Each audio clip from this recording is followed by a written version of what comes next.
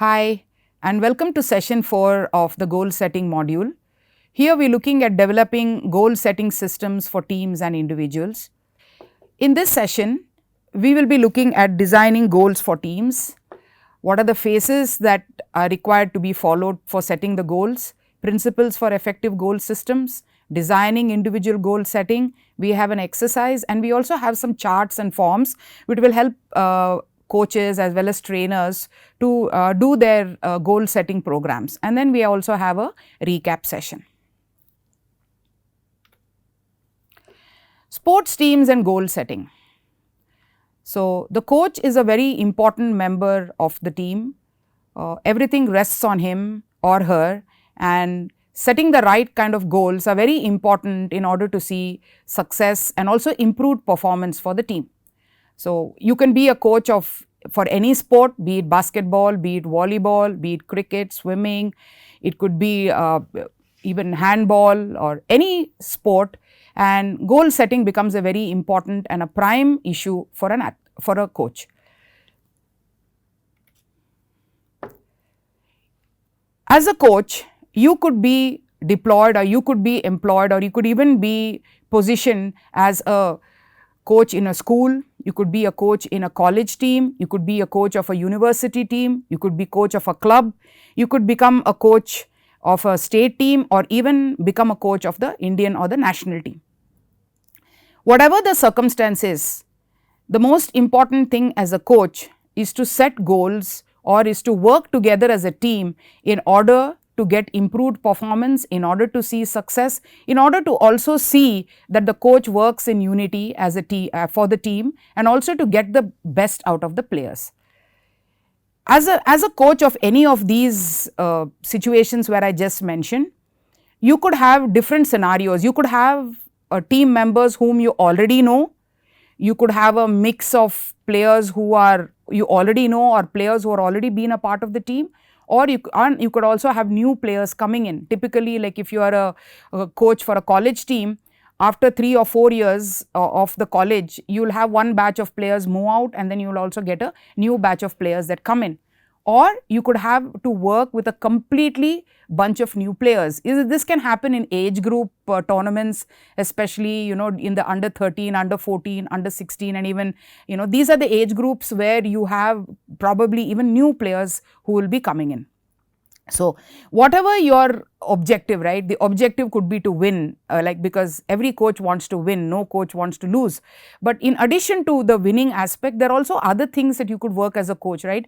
If it may be important for you to maintain your position or your ranking, you may want to be in the top 8 so that you will be in the upper pool in the next year in the nationals, or you could also be like taking a team for an exposure tournament or for an exposure trip. So, the goals that you work with for a team and as a team could be for anything, right from winning even to even the smallest things that are required, like even in a inter-school tournament you would want to maintain your ranking, or you would maybe want to maintain your position. So, how can a coach do this, right? It's a humongous job, and there are a lot of things that are involved, and a coach has to work on so many aspects and so many small minute details. So, typically a goal setting program for a team goes through 3 stages. You have the planning stage, you have the education stage, and then you also have the evaluation stage. So, planning is the first and the most important phase in a goal setting program, because unless you have a plan, you don't know where you are going, you need a direction, you need some kind of a pathway for you to work with your team. Then you also have the education stage, because athletes and players may not be aware or theoretically knowing many aspects where they need to work on in terms of goals. So, educate them as a coach. And then you also have the evaluation stage, where you evaluate how the goals set have been achieved, what is the process, and where does your player stand in terms of the goal that they have set. So, let us go through the different stages one by one. Okay. So, you have the planning phase, Okay. So, the planning phase is the most important and the most crucial phase for a coach or even for an assistant coach or even for a trainer as such, because you are going to do here something called as an team's assessment or a needs assessment. So, this assessment is for it as for the entire team.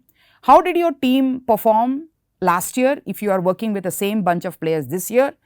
How is your team going to perform, and if it is a new bunch of players, and how is the team going to perform if you have a bunch of both old as well as new players. So, in the team's needs assessment, the coach is required or has to do a complete assessment of the players.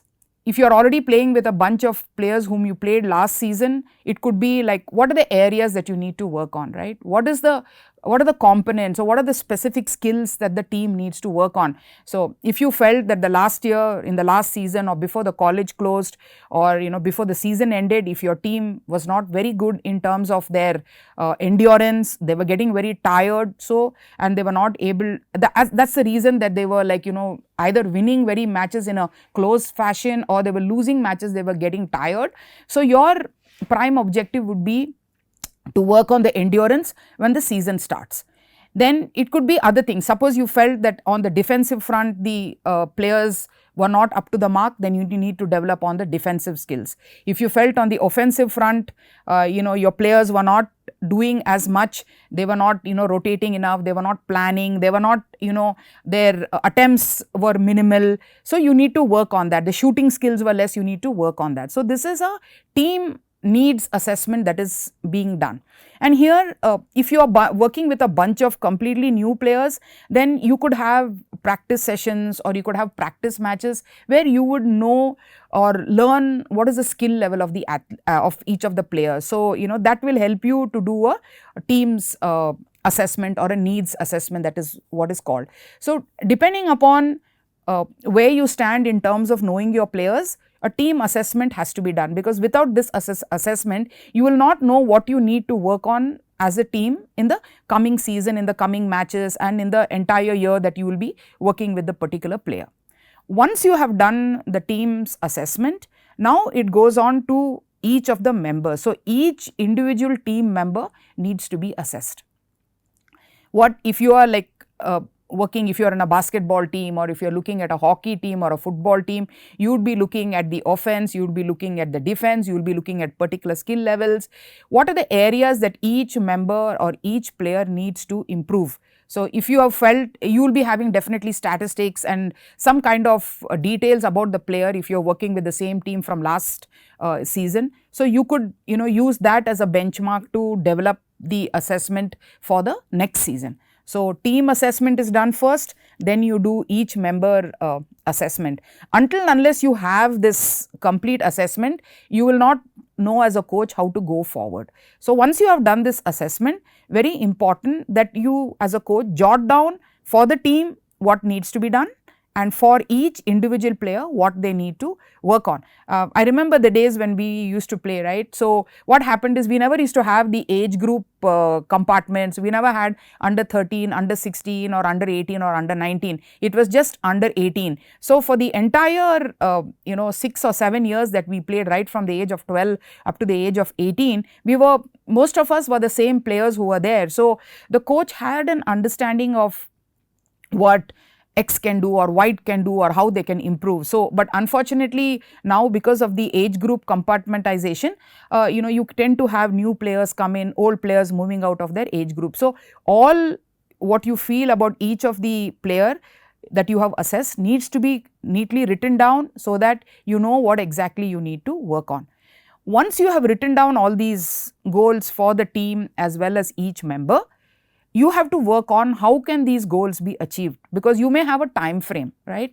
So, suppose if you are a coach of a college team, your college opens in June, July, and then after a month or 2 months the intercollegiate tournaments will start. Then you have the intervarsity tournaments, and then it followed by various others. If you may be a coach of a college team, you may be a coach even of a club team. So, it transitions, and some of the players from the college team may also be a part of your club team.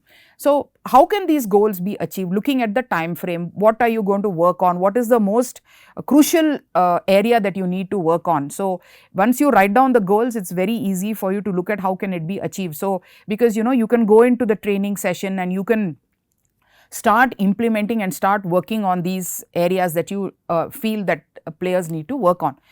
The fourth point crucial is we're looking at areas of team improvement. So there are two things involved in the planning phase. One is you're assessing the member for what they have and what they feel that they are lacking.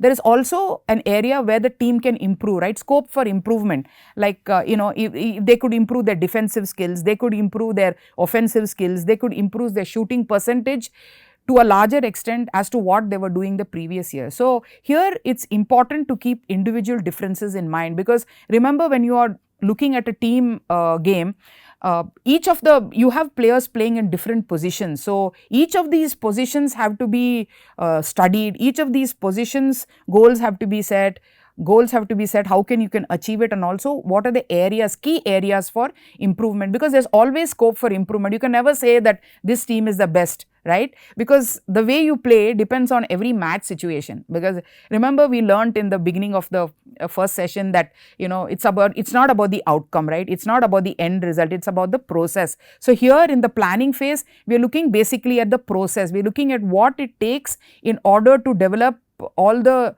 abilities of players as well as a team in order to work towards the outcome, which could be winning, or it could be to be in the top 8, or it could have a good placing, or whatever the criteria or the objective that the coach is working for. So once you have done this planning phase, you can only go on to the next phase. So as a coach, please remember that to be very 100% have a foolproof idea of that you have planned exactly what you need for your team. Then you go to the guidelines that are help us in understanding how we should set team goals. These are set team as well as individual goals. So when we talk about a team, we are only talking about team goals. We don't look at individual goals, right? But the team wants to win, the team wants to do better, but the team comprises of players who are individual. So unless you have an individual goal, for example, if you are a crack shooter, then you should have your goal of scoring 20 points. If you are a good rebounder, then you should be able to collect all defensive rebounds as well as collect offensive rebounds and score in the match. Or if you are like a point guard, where you should be working on good passing, good scrimmages, see openings. So you have to set team as well as individual goals. To meet the long term goals, as a coach, important to look at short term goals, okay, for every tournament, or it can be on a monthly basis, whatever is your criteria or whatever is your objective, all the team members should be involved. Gone are the days where during the yesteryears, it would be the coach who would make much of the decisions for the players. Now, the trend is changed, the scenario of sports is changed. So all the team members should be involved in the goal setting process. All the team members should be aware of what is expected of each of the other players and what is expected of themselves. As a coach, monitor the progress of the goal. So if you set a goal, like in the planning phase, where you after doing a needs assessment, you are looking at writing down the goals for each of your athletes as well as your team. Monitor their progress. How is their progression been? Are they achieving? Are they moving forward? Is there quantum improvement? If there is no improvement, what is the next step to be done? Reward the teams for meeting the goal. So reinforcement is very important. If you want your team to be happy, they need accolades, right? Players feel very happy when the coach gives them accolades. Hey, you did a good job. You played a fantastic game. It's not about the winning, but it's about, when you meet your goals, rewarding the team is very important, and encouraging team confidence. So there are times when in matches, players don't do so well. You may lose a match, or your performance may be below substandard for some reason. The confidence of the team goes down, but as a coach, it's very important to encourage the team confidence, help them to outgrow that, help them to say that their objective is not achieved and they still need to keep working towards it. The next phase is called the meeting phase. You can only enter into this phase as a coach if you have done you are planning very well, right, because you know what each athlete or each member of your team needs to do. So, in the first point is the meeting point or the meeting phase, where the coach meets up with the players and educate them about the goals. So, here it need not be a one-on-one situation looking at the time availability, it can be even a group, calling the group as a whole, meeting the group as a whole and educating them about the goals. Now, when we talk about a goal, the player automatically thinks that it's about winning, right. So, as a coach we need to educate them. So, educate the players about the 3 types of goals, that is the outcome goal, the performance goal and the process goal, what each goal stands for. The outcome talks about the end result, the performance goal talks about what is the personal standards or the personal achievement landmarks that a player needs to achieve, and then you have the process goal which talks about the technique. So, the efficient and the effective use of technique will help you to reach your performance goal, and your performance goal will also help you to reach the outcome goal. Help the players understand about the SMART principle, S-M-A-R-T. S stands for specific, M stands for measurable, A stands for action oriented, R stands for setting realistic goals, and T stands for setting the timely goal. So, this aspect has to be explained, and also the different guidelines that can be followed for the players, which we have discussed in session 2. What are the guidelines that we should follow, and so that also could be explained to the players. Once you have explained all this to the players, so the players know what they need to work on and have an understanding of the goals, you could have another meeting with the players and tell them, help them to discuss about their goals and probably list down what they feel they could work on in this season or this particular time frame. So, the player or the athlete could be asked to write down their goals, think about their goals.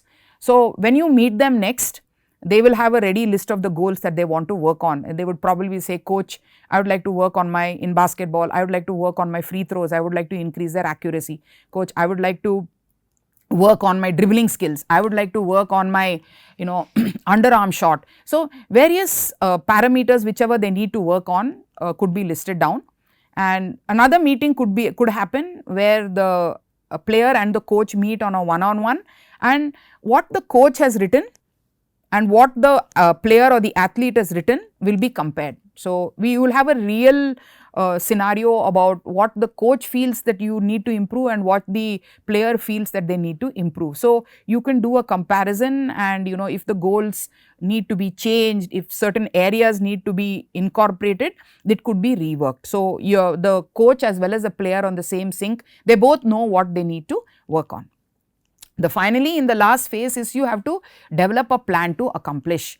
So, you have done all the homework, now guiding the player about how they can accomplish this. So, probably you could have a goal chart. We have a goal chart which I will be discussing in the end part of the session. You can have a goal chart and say that on week 1 when you come for practice in the morning, this is what you could do, probably work on your free throws. When you come in the evening probably you could work on your defensive, or you could work on your rebounding, depending upon what the practice session is going to be. So, for each of the players that you have them write down the goals, you discuss with them the goals you have written down for them and compare it with the goals what they have written, and then you work out a plan so that they can accomplish. So, if you are working with little senior level players, then there is no need for constant monitoring, because even after the practice session is over after 2 hours or 2.5 hours, the players will be motivated to do it. If you have younger players, they will definitely need supervision, because they get all excited about setting the goal, but then left it to them, they may not be able to do that. So, if you find that you have a player who is not very sincere about doing it by themselves on their own, you could allocate some time where they start doing it under supervision, or if you have even a senior player, you could also allocate them to supervise the junior player to do the to probably do their extra practice after the session is over. When we look at teams, there are 4 types of goals that are prevalent, or 4 types of goals that are there. One is team members' goal for themselves. So, a team member, you are a crucial team member. So, you set a goal for yourself. Then you have individual's goal for the team. So, as an individual player, you set a goal for the team, and then the third one is you have a team or a group goal, okay, that is evident. And then the fourth one is the group goal for the individual member. So, if you are like a crack shooter, or if you are very good in defense, or if you are a very good player in intercepting passes or intercepting balls, either in basketball or even in hockey or football, then the group will see that your main strength, and they will assign you that particular goal. So, I remember like when we used to play, right, like suppose we had to beat a team by in a triple way tie, and we had to beat another team by 20 points or by 15 points, we would always have like the main players who will be playing on the court, we would always have a goal for them. So, we would say that hey, you will have to get so many 3-pointers in, hey, you have to collect so many rebounds, you will have to do so many assists, you will have to do so many interceptions like what you did in the previous matches. So, you work out the group goals. So, these are the 4 kinds of goals that are prevalent in sports teams. So, here we have a form. This is about a performance goal setting form for the sport of volleyball. So, when you do a specific needs assessment for each player, this kind of a form could be used, wherein we are looking at the date, that is 10th September, the position of the volleyball player is on the strong side. We are looking at a few skills here, we are looking at serving, we are looking at serve reception, we are looking at setting, we are looking at spiking, and we are also looking at blocking. So, if you look at this chart here, the minus indicates that the player needs to work on that. So, on the serving, because it is a plus, the player is already good at it, so nothing needs to work on it right now, they could continue to work on it in a similar fashion. In serve reception and also in spiking, the player needs to work on these aspects. So, the specific need for serve reception is the passes are inconsistent to the setter, and the specific goal is 70% plus passes, okay, by October 10th. So, you are also setting a timeline. So, you are giving the player a 1-month period to work on this aspect. Then you come to spiking, where the player needs to work on that. The specific need is the player is getting blocked every time they are trying to spike. So, what is the specific goal for improvement? The specific goal for improvement is to increase the angles by 75% by 15th October. So, you are setting a timeline. So, you are looking at a specific need, you have discussed this with the player, and you are also looking at what is the time frame and what the player can also do. So, you are also suggesting what he or she can do within that particular time frame. This form can be used by coaches and even by trainers or even mentors, assistant coaches. Anybody can use this as a form. You can use it, make it as a blank form, and you can use it in your training schedule. Then the last phase comes the evaluation phase. So, evaluation, implementation, follow up all form a part of this phase. So, the first aspect is the goal monitoring. So, you monitor whether the goal set by the player is there any progress, are they achieving the goal.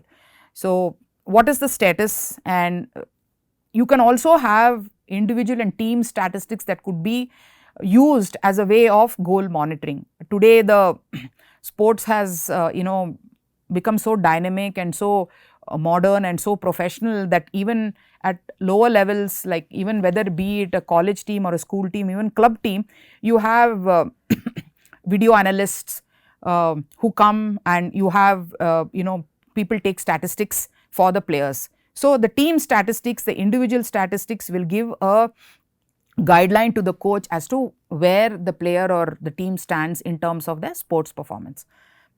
Once you have achieved this statistics, you could look at working about how you can inform the players about what has been happening. So, this is called as the feedback stage. So, in the feedback stage, you are giving your inputs, you are giving your comments, you are giving your evaluation about how the team performed or how the individual performed in terms of their goals.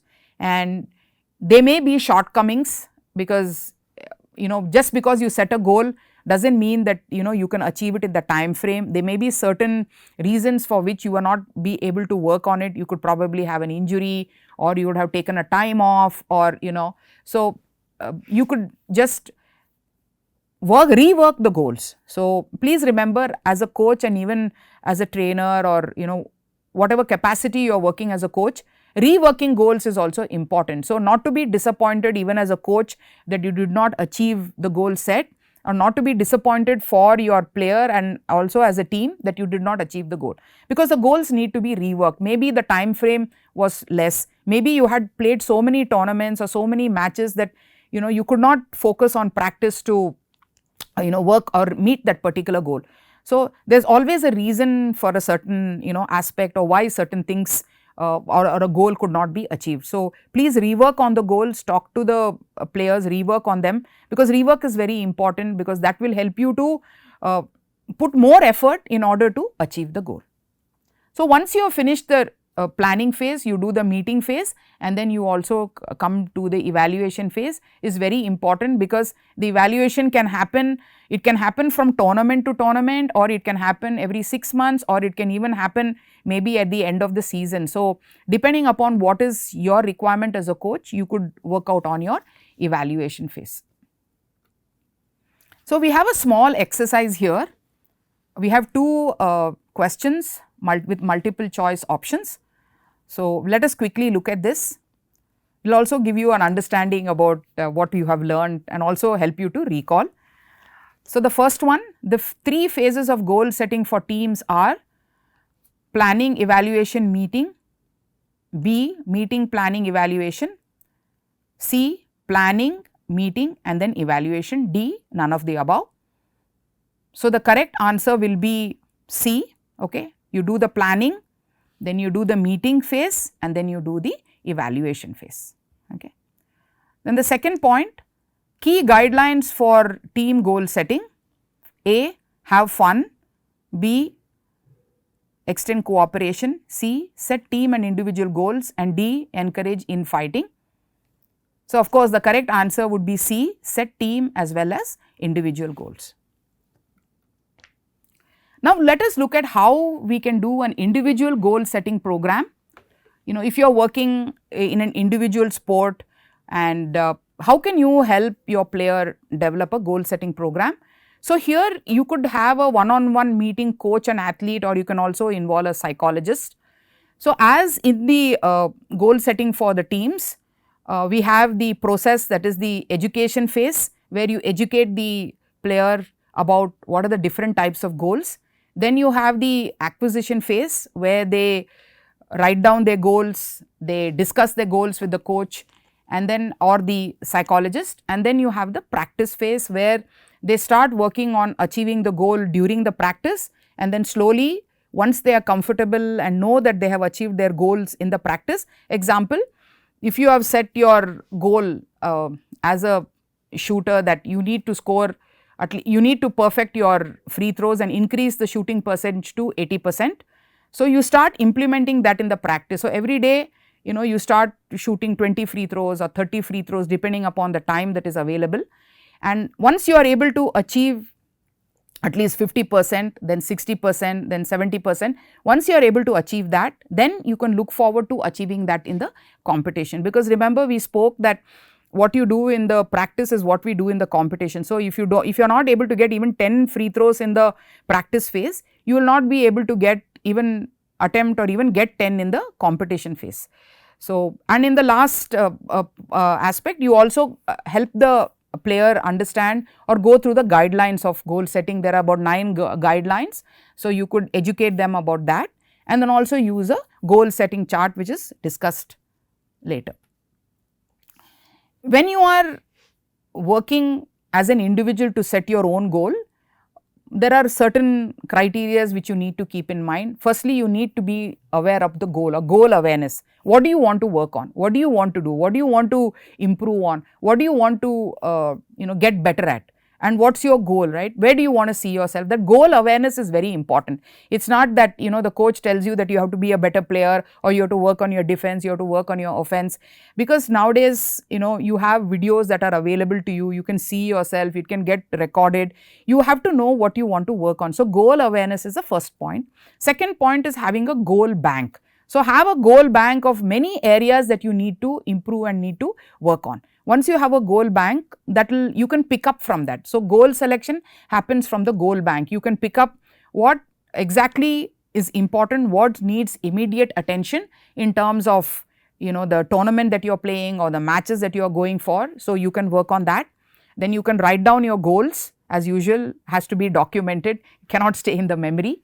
Then prioritize and analyze. So prioritize the goals once you have written down what you need to work on first, what you need to work on second, how you are going to work on it, and then start working on your goal setting program. This could be done talking to the coach or talking even to the sports psychologist. So this will help you to go about your goal setting program. We are talking a lot about the technical areas or the technical aspects that need to be implemented in terms of setting goals. Let us look at some of the psychological factors, right? If you want to achieve something and if you want to see yourself going somewhere, you need to be positive about it, right? Goal achievement depends on being positive, not being dejected, not being discouraged, not being disappointed if you are not able to achieve your goal or you do not see any quantum improvement. Being positive, not being negative that I am not going to achieve my goal. Confidence and self-belief, right? So self-belief is the platform on which all players stand, and confidence is another very important criteria. You have to believe in yourself and have the confidence that you will be able to work towards your objective. And the third aspect is, it's my goal, okay? It's not a goal set by somebody else. It's not a goal that I have to work for somebody else. It's my goal, right? Whether the goal is set by you or anybody, anybody is your significant others, like your coach or your mentor, your trainer, your parent. You need to think that it is your goal, and this will help you to move towards your goal achievement. We have here Jehu. He is a cricket player and he is going to give his views on usefulness of goal setting. Goal setting has helped me to be more focused in my field of sport, and it has also mentally helped me to be tougher, to face different challenges along the way. And goal setting has made me to be more calmer on the field and to think more about the process rather than the outcome, because once we follow the process, the outcome takes care of itself. So let us quickly look at this goal setting chart. This goal setting chart is a chart which could be used individually by players, even coaches can use, trainers can use. So in this chart, we have the goal that could be set, and this is a chart which is created for a weekly progress. So firstly, we need to identify a particular area or a skill or a technique that you want to work in your sport. So here we are going to take an example of basketball, and we are going to look at improving the layup shots, left hand layup shots in basketball. It could be a bowling action in cricket, it could be a movement in the goal post for a goalkeeper, whatever skill that you need to work on. So in the left side column, the first two you have to set technical skill goals for your technical skill. Okay, so you can set 2 goals for your technical skill, then you can set a goal for your physical skill, and you can set a goal for your strength and conditioning. So setting a goal for the technical skill, you are a right-handed player, you want to improve your left hand crossover layup shots. So you set a goal of improve it by a 50% accuracy. So on day 1, you could start by doing 20 layups, crossover shots, and then see how many you are successful at. So if you are able to achieve 2 to 3, then on day 2, you could probably increase and see if you are able to achieve more out of the 20 layup shots. So what happens is, if you are successful at 50% by the end of 1 week, then you can slowly increase it to 60% at the end of 2nd week, and slowly by the end of the 4th week, you should be able to get 100% of those left hand crossover layup shots. The second technical skill that you could probably think about working on is the very important aspect in basketball is the free throw. So, you can set a goal of improving your free throw shooting accuracy by 60%. So, on day 1 you could start with 20 attempts, see how many you are getting right. Then on day 2 you can see how many you are getting right, and this can go on up to day 5. These are all skills that you can do on a daily basis, right, because it is a part and parcel of practice. So, if you are successful of getting 60% accuracy by the end of the week, then you could increase it to probably 75% at week 2 and slowly make incremental increases till you are able to achieve your 90 to 100% accuracy. The third aspect is the physical skill. In the physical skill, maybe you are getting too tired in the game. As you go higher, the demands of the sport are more, so you may be getting very tired. So, you can start with some on-court drills like 30-meter sprint. So, you sprint up the basketball court and then you can walk back. So, maybe on day 1 you could do maybe 5 to 10 reps, then see how you accomplish for the entire week. If you feel that you are comfortable in doing 5 to 10 repetitions in the end of the week, you could increase it to maybe 13 reps or 14 reps in the second week. So, by the end of 4 weeks, you should be feeling physically fit and not tired even if you were to do 20 reps of the 30-meter sprint. And finally, you have the strength and conditioning. So, here if a player is not doing weights, we could look at doing some half squat. So, taking your body weight and lifting about 30% of your weight. So, you could start with day 1 of week 1, you could start at doing 2 sets of half squats with the weight. Example is like if you are weighing about 60 kgs, then 30% would be about 18 kgs. So, you could target lifting 2 sets of 6 to 7 reps for the entire week. Then the second week you could do an increase, you could make it 2 sets of 8 to 10 reps. The third week you can probably make it 3 repetitions of 3 sets of 8 to 10 reps, and finally in the week 4 after you have accomplished this, you can look at increasing your weights, increasing the weight, that is you could probably increase it to 20 kgs or whatever you feel comfortable. Well, this goal setting chart and what I have just now explained is only for example. As a coach or even as an individual player, you can incorporate any which way you want. You can have even set more technical skill, you can set more physical skill, or you can even do the vice versa. You can also use this form that is called the staircase approach, where to meet your long term goal or even your terminal goal, you can start with a baseline performance where you benchmark yourself at currently where you are, okay, and then you can set small intermediate goals till you reach your terminal goal. We have already discussed the staircase approach in our session 2 and session 3, so that will give you a reference. And finally, we have a small reflective exercise in which you have to indicate which of these activities happen in which phase. So, let us quickly go through them. Providing team and individual statistics happens in which phase, team and individual member assessment happens in which phase, and comparison of the athletes and the coach's goal happen in which phase. So, providing team and individual statistics happens in the meeting phase, in the evaluation phase. The team and individual member assessment happens in the planning phase, and the comparison of athletes and coaches goal happen in the meeting phase. So, the answers also are listed here, so that will give you a ready reference. And finally, let us do a recap of this session. In this session, we talked about the 3 phases: the planning phase, the meeting phase and the evaluation phase, crucial for setting goals for teams. If you do not have too much time to go through each of those phases in in its totality, you could probably, depending upon the time that you have, you can modify it, or you can even make it suitable to your time requirement. In individual goal setting, we looked at how we can do goal setting either with an athlete or with a coach, or with a along with a psychologist, or you can also look at the psychological factors that are very important. Positive mindset, self-confidence, belief, and also thinking that it is my goal. And we also looked at 2 to 3 goal setting charts that can be used by coaches and also by the players. So, this brings us to the end of session 4. Thank you.